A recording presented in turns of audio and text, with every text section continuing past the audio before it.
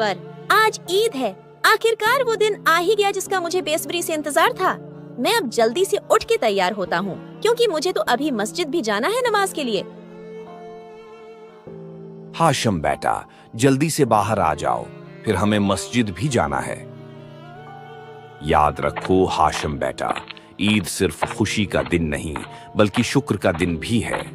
आज हमें अल्लाह का शुक्र अदा करना है कि उसने हमें ये दिन अता फरमाया। हाशिम बेटा, आज के दिन दुनिया भर के मुसलमान सुन्नत के मुताबिक बेहतरीन लिबास पहनकर ईद की नमाज के लिए निकलते हैं। चलें बाबा जान, अब नमाज अदा करते हैं, फिर कुर्बानी की बारी है।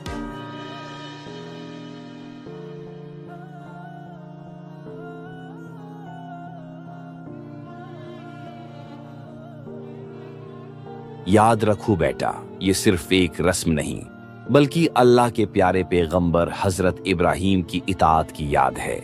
अल्हम्दुलिल्लाह, कुर्बानी मुकम्मल हो गई।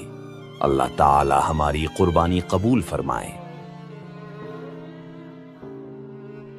अब हम गोश्त को 3 बराबर हिस्सों में तकसीम करेंगे।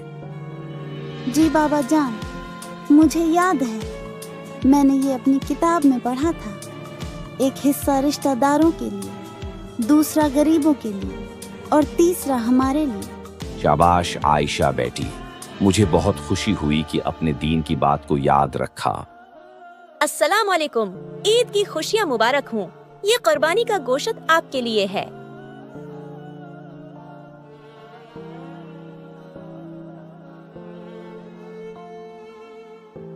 अल्हम्दुलिल्लाह, अल्लाह ताला ने हमें कुर्बानी की तौफीक दी और उसकी बरकत से ये दस्तरख्वान आबाद किया।